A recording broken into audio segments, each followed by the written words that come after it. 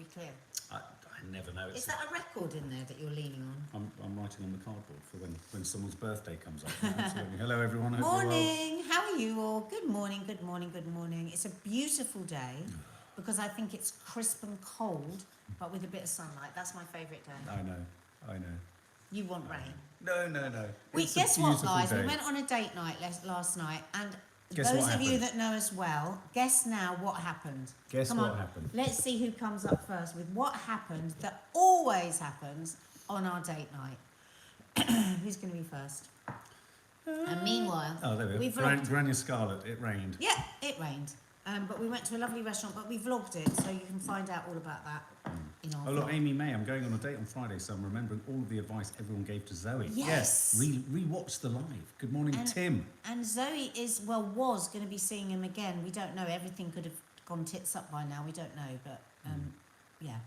If you're new to this little meetup, basically we had a massive chat the other day. Oh, yeah, sorry. Interference on mic. It's not plugged in, that's why.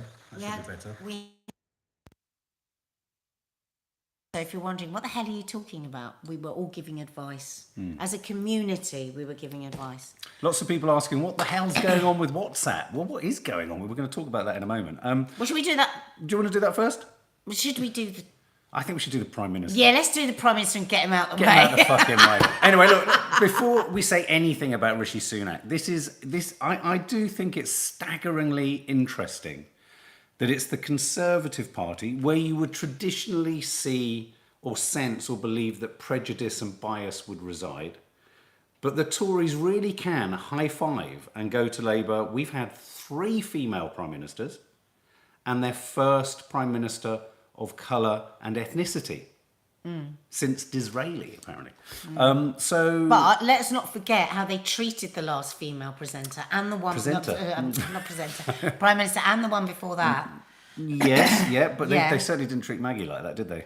I mean, they treat all of their but they treat John Major... They're pretty shit when they treat turn on all people. of their outgoing... They get treated... I just can't believe how many new friends he got yesterday afternoon that had all hated him the day before. And it's really interesting that actually... we were wondering... We were sat Sheila Fogarty was going, can you imagine working with people? Yeah. As Andrew Marr actually put it, stabbed you with a banana in your back the day before. It's like, that is what it's like. Imagine his first day today, knowing so many of them hate him. It's got to be the worst first day at work. I love the clip that you drew my attention to where he totally aired Matt Hancock. Find it. Find the clip. Find the clip of Matt Hancock, because you know how much I hate Matt. Matt holds his cock in his hand. I do not like him. I do not like what he did in that office with that woman. Right. I do not like the way that he behaved.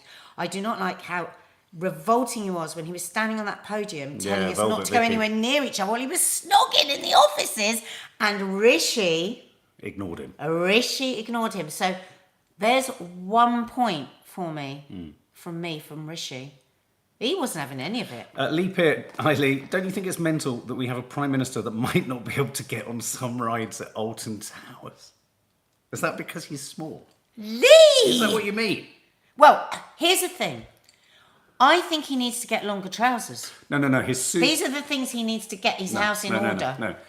Someone has said to him that he looks very Shoreditch. Once somebody said he looks sexy in a tight suit, but it's getting ridiculous now. He looks like he's borrowed his son's suit. No, he turned up. I saw some footage of him walking into one of those generic kind of governmental buildings like the United Nations. His trousers were very short. They are up at the top of his ankles. You saw the clip, Joan. You know what I'm talking about, isn't it? Brilliant. Also, I was talking with the girls. Beth, he really might be the shortest ever. I like cartoon equivalents of people. And we discovered that please go off and look for the thin mouse, or rat, is it? Mouse or rat? In Flushed Away. Please go and look, because he looks it's very sweet face. I think he's got a very sweet face. He has actually got a very... really you can imagine sweet him face. as a child in a buggy waiting outside the shop. Yeah, he's an enormous... And he'd be the one that... Rishi is Roland Rat. No, but I think a friendlier analogy, reverse colonialism, Williams, you're absolutely right, I can see that, don't need to keep saying it. Reverse colonialism by India, you're absolutely right. And I think it is a moment to be a moment of affirmation. Like, you know, a lot of people are saying it's like the Obama moment. A lot of people are saying it's not like the Obama moment. Yeah. Where, you know, to see someone from your own community in the highest seat of office has to be affirmatory for youngsters. It has to be. I think it's kind of a shame that his wealth is getting in the way of Eclipses that somewhat, yeah. Well, for some people, Potentially, yeah. people have got very hung up about his wealth and said... Well, he's richer than the king. He's richer than the king. And I do think that does raise questions as to what extent, especially if he hasn't had to work. I mean, I think his parents were a GP and a pharmacist. What would moderate his wealth is if his journey. Hang on. As if his journey to wealth has meant that he's moved through kind of normal living in a sense. I mean, you can't. I think everyone is entitled to be in any position of authority, to have an opinion, regardless of your background, regardless of your origins, regardless of your status. I think where it becomes dangerous, and I have issues almost less with what his wealth is and more the whole Etonite culture. Because for me, the Etonite culture is so resolutely parked outside of the real world. But if he's gone through the real world, in a sense, to get to his extraordinary wealth, I don't have a problem with that. I have got sick. I'm sick of the Etonite culture. That's my thing. I mean, even if he was... you keep saying you think he was probably bullied. Even if he was a scholarship kid that had no money, it's the Eton thing for me that I just have a visceral response to. Tracy Mayhook, absolutely going to give him a chance. And I have to say, of a bad bunch, I think he's absolutely the right choice. I mean, you need someone who's going to put his hand on that steering wheel of the ship and just calm the seas. Calm the seas until Labour get in just needs to get months. Yeah, and I think I do actually think now that when Labour get in, I do genuinely think that we're possibly going to have an identical rerun of when Tony Blair won. I was of the opinion of thinking, well, I think they'll only do 5 years, but the self-inflicted damage the Tories have done to themselves is so extreme. I think we're going to be looking at... do you remember Rule Britannia and how Oasis and everyone went to number 10 to see Tony Blair? I think there's going to be a resurgence of that. I think Labour are going to get in, and it's going to be possibly 12 years of Labour. But I actually wanted Rishi out of the bad bunch. Yeah. I wanted Rishi the most. I don't know why. I've just got a sense of him. I don't really know him. I don't know what sort of a person he is. I don't know. I do think, and this again is just totally my opinion. I mean, there's not based on any factual. I suspect Eton wasn't easy for him. Was he at Eton? 80s and 90s, I suspect. Yeah, no, I mean, being ethnic and being, Yeah, absolutely. I mean, there'll be we hear about the bullying climate in. I don't think he will have had an easy time at Eton, do you? Somebody's going to tell me now he was a boy. Faith Goodman, very funny last night. Carol Malone and Dan Wootton, absolutely furious that it's not Boris. Yeah. It's weird, isn't it? Dan has become so conservative. It's really weird. God help us if Labour get in, we are finished, said Debs Baker. Well, look, lots and lots of people, lots of Conservatives are extraordinarily unhappy about Rishi Sunak. We heard some on the radio on the way back. I mean, members of the Conservative Party burning their membership and all that kind of stuff. But I think for the country, also, can I just ask people, right, to just I said this yesterday. I've started it. I've got to the end yet. But please listen to the James O'Brien interview with Keir Starmer. Listen to the call Keir yesterday on LBC with Nick Ferrari, because when we say, "Oh God, we hope we don't get," do you know he Keir was at Starmer, Winchester College, not Eton? Oh, he was at Winchester College. Don't just say that you just hate Keir. Find out some stuff about him. That's what we're saying about Rishi. We don't really know him yet, so we are prepared to give it. We're not staunch anything. Yeah, no. We're staunch who's the best person for the country. Yeah. Sue Wood, absolutely right. Give the guy a chance, and I think everyone now needs to shut up, calm down, and give him a chance. Let's give him a chance. Absolutely. And but we're not going to stop poking fun at politicians, because that's what we do. And thank you for reminding us that he went to Winchester, not Eton. Now, Putin. What is Winchester like then? It's posh. One thing I do think that we need to be careful of, and I hope doesn't happen, and I am being purposefully dark here. Putin, I don't know if you remember, when Liz Truss resigned, Putin and the Kremlin's main suggestion, their inference, we talked about the world's response to this, was that it essentially was drawing attention to the coincidence that Liz Truss met the Queen and the Queen died the day after. That they almost tried to draw a link that Liz Truss potentially killed the Queen. Oh my God. Let's just hope for Liz Truss's sake, that Prince Charles doesn't get ill when she goes to say goodbye today. Because otherwise, then there really will be conspiracy theories. God. Yeah. Christian Olivier, he was Boris's right-hand man through all of. Yeah. Yeah. I mean, For me, they are so unbelievably tainted, the Tory party at the moment. But we have to give them a chance because it's all we've got. Yeah. It's all we've got. And what was the other thing? But anyway, again, as I say, last night we had fireworks going off all night, and we were like, "What the hell's going on?" And of course, it was Diwali. We have a huge Hindu kind of population around us. It was a huge celebration. I'd have thought last night it was doubly celebratory. Hi, Clodagh. And so, to that extent, one has to champion that. And I wonder, will the Conservative Party end up giving us our first gay Prime Minister one day? Because I tell you what, on the diversity count, you simply can't look away from the fact. But Labour does have a very good, diverse shadow cabinet. They do. Yeah. They do. Yeah. They've got. I mean, there was a guy on from Labour today, and he listed all the people. So, but he said, he said let Keir have his terms, and then who knows. Kirsty Rowley, you did read that Boris was begging for votes in a demeaning way. Yes. And that was from Ian Duncan Smith. Duncan Smith said it. Yeah. It was at 6 p.m. He was begging. Apparently it was a bit unseemly. Yeah. Years and years ago, when I was at Goldsmiths at film school, I went to do an interview with Ian Duncan Smith as a very young MP in the House of Commons, and we were going to interview him about asylum seeking. He was on that asylum. And as I met him, went inside to meet him, was going to get him to come out to Parliament Square to do the interview and what have you. I was shocked by it. They'd obviously just had lunch. So much alcohol smell, the smell of alcohol in the House of Commons. Yeah. I was a young... They're allowed to drink. No, but I was a young, impressionable boy. But as he talked to me, he had those roomy eyes, and I was like, "You're pissed." And it's subsidised. Yeah. They get cheap, free booze, and it's there all day long. Good news. Good news.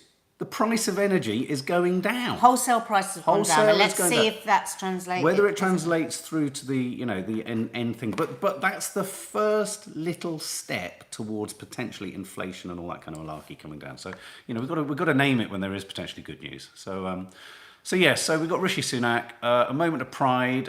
Hindus in India rail Rishi Sunak's victory. God, can you imagine? He'd be an absolute hero, wouldn't he? Absolutely. Yeah. Just quickly, I just want to talk about.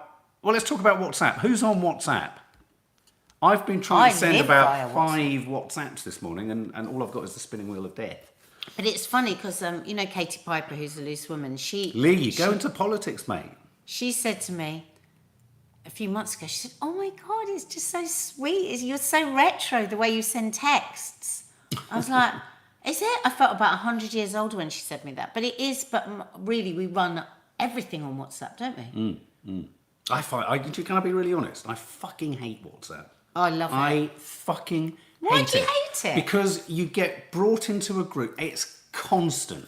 It's like, I don't want to know every breath and fart and burp and emoji of everything. It drives me nuts. I love WhatsApp. Drives me nuts. What's your favourite app, guys? What app couldn't you live without? Basically, why are we talking about this? WhatsApp has gone down around the world. Users are complaining everywhere. Is it Russia? Wow, users complain messaging is not working as they struggle to log in. Thousands of WhatsApp users in the UK complaining that the message service has gone down.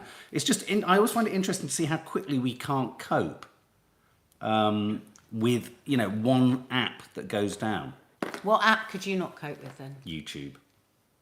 No, yeah, I never think of that as an app. No, the app that I couldn't live with was... Grindr. Oh, it's working now, says Lucy. Oh, is it? Oh, it's back on. Thank The God. one app I couldn't is the Apple News. I found the Apple News app really, really good. Is it working? So hopefully that message that I was sending to... Oh, no, it's still... No, it is. Oh, it went. 14 messages on one WhatsApp group's come through. Instagram or YouTube, Ellery. I hate group chat, Ellery Jones. I mean, I've talked with you guys about how much I hate voice notes. Oh, look, all your messages are coming in. And there, it appears to be something that you do really... You don't mind doing a voice note, even when the voice note goes wrong. You carry on talking about how you shouldn't have said what you've said in the voice notes. And then you get to the end of it and you think, why didn't you just text what you were going to say? Because my phone is really annoying. My phone misspells all the time. Can I be honest with you? When I've seen you using your phone, you lose interest in putting your fingers in the right place. It's like Les Dawson. I get bored. It's the right tune, but all the notes are in the wrong order. Okay, well, that story's gone. WhatsApp's done. Leslie Jordan. Oh, I love this guy. Leslie I Jordan. met him. Yeah, no, this is interesting. That's why I wanted to talk about this. You talked to the night out without our Leslie. Obviously, very famous for being in Will and Grace. I came across Leslie Jordan with Maddie very much in American Horror Story. And I've obviously heard him quite a few times on the radio. But you went to a night out, didn't you? I think the first time I ever heard him was on an LP, was on a record. Oh, was it? As a stand-up, and that's why I fell for him.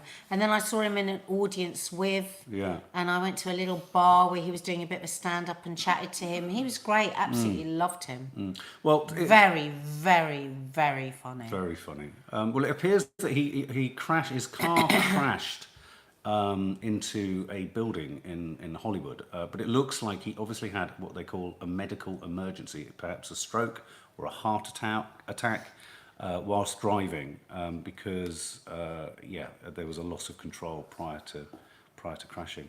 But he was such a kind of look. He was born in the middle class suburbs of Chattanooga. Isn't that brilliant? Southern back. His accent. He had he was a like wonderful. Southern Belle. Oh my God, he was so Oh my Southern Lord. Belle. Yeah, he was involved in Project Angel Food in LA, a non-profit organisation delivering food to people with HIV and AIDS. Just really, really sad. Would you remember Will and Grace was a massive thing? Massive. I might start watching that Yeah, again. massive. I think the girls might like Will and Grace. They never did Will and Grace. No, because they're bringing Frasier back. I I've loved always thought they could Frasier. bring Will and God, Grace his back. weird wife in Housewives of Beverly Hills. Oh yeah. Okay, so another story. ADHD. Who here has been diagnosed or feels? It's ADHD Awareness Month. Yeah, it's ADHD awareness month. Obviously, I posted earlier in the week about my ADHD drugs and the conflation, in a sense, or the kind of interception of ADHD and bipolar, how they can aggravate each other, how they can amplify certain issues and what have you.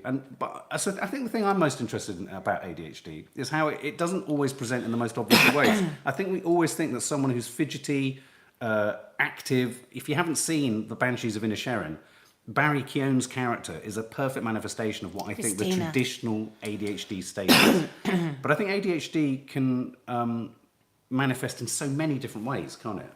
I mean, yeah, it's not a linear thing, isn't it? It's just that the brain will light up in different ways with every. Like there's no one autistic person, is there? No. Everybody is just different. It is linked, isn't it, to autism? Yeah, well, and ADHD. also again, it's on the all these conditions are on the epileptic spectrum. Do the HDAD meds help you sleep, Mark? I have such terrible trouble. I've noticed a difference in his sleep, but they say that the meds can cause insomnia. Yeah. So we were like, oh shit, not more insomnia. Yeah. But Lots of you saying you've got an assessment this week. Sorry, go on. Yeah, it's been a bit difficult for you really, because when Mark started taking his drugs, he was also so ill with COVID, and then other things have been going on that have been big things in our life. So it's been difficult to work it out. But the thing that I've really noticed massively with Mark is he's eating. Yeah, chaotic He's eating. not impulsively eating. Yeah, chaotic eating seems to have diminished. Which, Michelle, if you were Of an listening, evening. you said that to me ages ago, that can be a sign of... My daughter-in-law had just been diagnosed with ADHD. Yeah, I mean, I was reading an article today. What was it in American Camp, Vogue? my daughter and husband. Oh, yeah, let me pull it up. Was it American Vogue? Vogue, yeah. Vogue. And... just search for it online. It's a really interesting article if you're interested It's titled "What ADHD Feels Like," or "How Do I Apologise to Everyone I Know." But in there, she says we've got to stop thinking of it as a quirky. Oh, an ADHD as a quirky little thing. It can cause enormous, negative impacts on relationships, on your work, on exams. It just can affect everything depending whereabouts you are with it. Sorry, that's really interesting. Thank you, Lucy Heaney. Barry Keown, who plays this character, essentially in inverted commas, what he's characterised as is the village idiot in The Banshees of Inisherin, the Colin Farrell film. I leant over to Maddie when we watched it. I said, "My God, he feels like the manifestation of ADHD. He's got those traits." And apparently, Barry Keown has been diagnosed with ADHD. Oh right. Oh wow, that's interesting, because it's a sort of fidgety kind of restlessness. But not always. And that that's fidgety where restlessness can often not manifest as a physical thing. Oh look, massive anger issues. Is that one of 13 years? Is that one of the things as well then? Anger issues around ADHD. Where's that? Somebody just went up and said, my son's just been diagnosed 13. It really impacts at school because he has massive anger issues. That's interesting. With somebody else. Oh, Kirsty Rowley. I think my son has it and he's misusing drugs and alcohol, but he doesn't want to be diagnosed. Well, and also... He eats chaotic too. Well, that's the other thing. There's a lot of addiction is attached to it's a ADHD. coping mechanism. As a coping medicine. So we've got to stop thinking of it as a fun thing. Funny, I mean, so ADHD. Beth, Yeah, I'm so looking forward to just having this discussion with this woman tomorrow and So we're doing some filming with them, aren't we? So we're doing some filming for them for Loose Women. So that's going to go out on Loose Women, but also we'll be doing extra vlogging stuff. So I've just got so many questions I want to ask her. The thing I find about it is I'm trying to find someone just said there, it's been in medical books since the 1700s, and really you feel, whoever said that, to this day, the name doesn't really accurately summarise the condition. And I kind of know what you mean. ADHD, bipolar, are they the same? Anne Murray. There's a lot of kind of shared traits. There's a lot of kind of... It's very difficult to have both. That's what Mark. It's very difficult to have both because, of course, the exhaustion of agitated, circular, chaotic, incomplete thinking and all this kind of stuff, which can happen in your head. It's for me, it's like a constant pile-up in my head. It's a constant pile-up. Sometimes it can be really constructive and highly productive and highly sort of generative of ideas. Diane, is it? But in other instances, it can be totally disabling, paralysing. It just stops you in your stead. And interestingly, you were looking at a part of it today, which was about, what was it called? The fear of rejection or fear of failure. Something. Oh, I sent it to you on WhatsApp. Hang on. Look at this interesting extra layer. Really, Emily Walker, I'm trying to get some help for my son. Once you find it, my son. He's 18 now and always struggled with nearly every ADHD symptom. No help from his college. Sweetheart. So we tried to go through docs, but no help, so no clue now. Oh, where could you get... Why don't you try Young Minds? Oh, Lord, You try Young Minds organisation. They're really good and they might be able to help you. And, really say that you're absolutely desperate. Steph for Mind UK. My husband was recently diagnosed at 35 after years of being told he was depressed. It's been a strange month of revelation and understanding. I think massive... That's the same for me with Mark. I'm learning lots of things. And I think a massive sort of discussion needs to happen, or potentially in rehabilitation and addiction treatment around the sort of, the ways in which ADHD intercepts addictive behaviour. Because I think in a sense it makes so much sense, because what you're trying to do is you're trying to quell the noise, the chaos, the sort of irrational, sort of exhausting, leaping all over the place. So it's not surprising. And sometimes, here's an interesting thing, cocaine as a drug, because there's a close correlation between some of the drugs that they use for treating ADHD and actually, if you were to there's a direct, not direct, but there are sanctioned legal similarity. But what a lot of people who become addicted to those drugs that kind of make you faster, is they talk about the idea that those drugs help you speed up on one thing. They kind of to focus, because that's a problem. They make you go faster so that you can actually deal with one thing up and above all the other countless things that come running through you. Sarah, I'm trying to get diagnosis. Can I just highlight it's hard for women to get diagnosed, as often women must. Exactly. That's why we're doing it on Loose Women, because there is, more and more women are getting diagnosed now, or realising they have it because their children have been diagnosed. So, so there's this. The emotions, struggling around emotions. Emotions can be so strong, you'll turn to anything to relieve yourself, whether from a reaction to replying to a message from someone you like, or the worry of how you or your work might be received. This is termed rejection sensitivity dysphoria, an extreme emotional sensitivity to potential rejection or criticism. That might be something that you recognise in your child with ADHD or with anyone, but I think with children, it's really important to know about that, because you might be just putting everything down to just hormones, put everything down to hormones, and actually this rejection sensitivity dysphoria is extremely painful, emotionally very, very painful. It's not just like normal fear of rejection. But what makes me really interested about that is that what you've just described there really reminds me, I'm not drawing a name for the sake, but it really reminds me of when Richard E. Grant said this thing about actors are so strange. He said we repeatedly put ourselves in vulnerable positions where we ask people to judge us, and we fear the judgment. Fear it so much. And I wonder whether, in some way, ADHD is a sort of aspect, or if you think of many actors, there's a sort of fidgety agitation. I can think of quite a few just off the top of my head now, where almost their character, it's a restlessness in their personality. Yeah, but they say that ADHD often will go like massively into the arts. Well, yeah, but maybe in a weird way for an actor, playing a role is like taking cocaine. It allows you to quieten down the noise of the rest of yourself. I think that's really interesting. I think there could be something in that. And that's why so many actors end up sort of making themselves vulnerable. Aaron Bullimore, ADHD is a chronic lack of dopamine. Whatever symptoms present themselves in the brain attempting to force more dopamine production, or symptoms are a lack of dopamine causing low, irritable and distracted. I mean, the thing is, I'm very, very wary of medication. I'm very much more, if wherever I can, I'd go down the natural route. We use homeopathy, we use all sorts of things. And I don't think this is necessarily about people getting diagnosed and then definitely going on to medication. I have a lot of problems with big drug companies. But I think is it not just fascinating? Is it just not interesting to just find out more about the differences in us and what makes us tick? And in fact, I think the more awareness and the more discovery we have and the more acceptance, then maybe there's less need for medicalising and medication. Very good point. Yeah, no, very good point. Claire Hemmings says precisely that. I'm not hoping for a diagnosis to necessarily take medication. No. I would like to understand why I am and have been the way I have my whole life. And there are ways there will be coping mechanisms to do without drugs. So I would suggest if you are struggling to get a diagnosis or to be seen and you really suspect you have it, why not look into those alternatives to medication whilst you're waiting? Apparently, you won't believe this, dark chocolate, amazing. Well, I suppose dark chocolate does release dopamine. I mean, it's good for low mood as well. Look at this. This is interesting. Look, a couple of things I want to read. Exercise. Pixie Petal Jenny.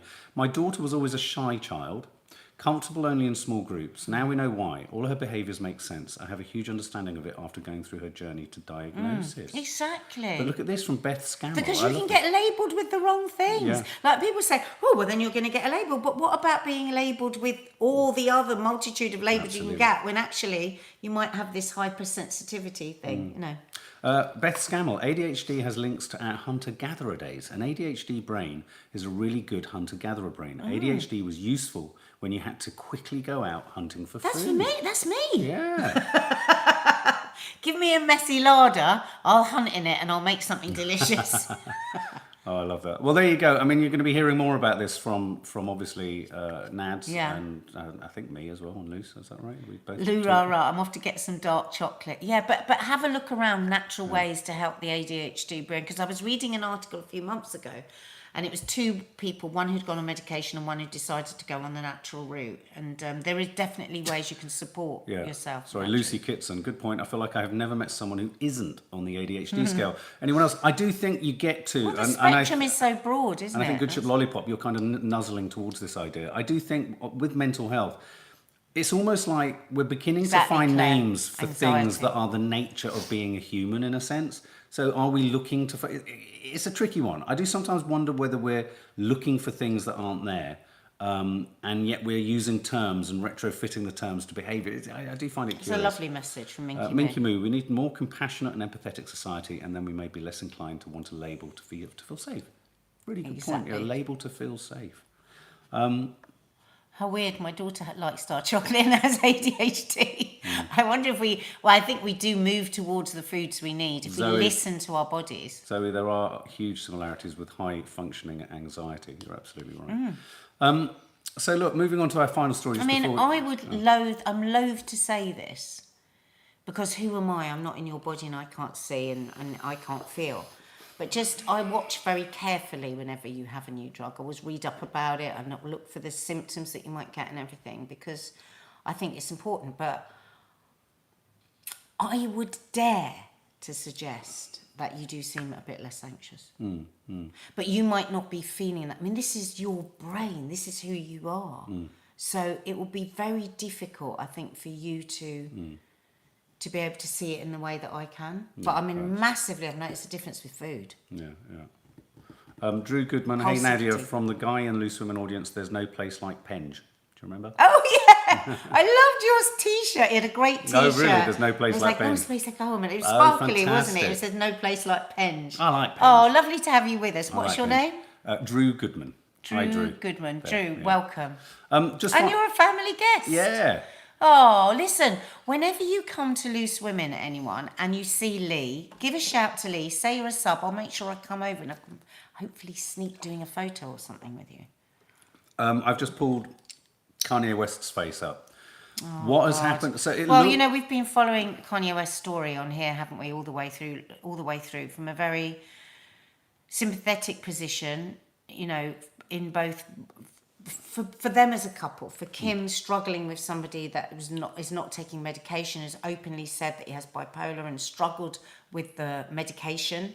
I was reading the other day that he hated how much weight he put on with his medication. Right. So we have huge sympathy for him with the challenges with his mental illness, and for all those that love him, his children, all the people it impacts on.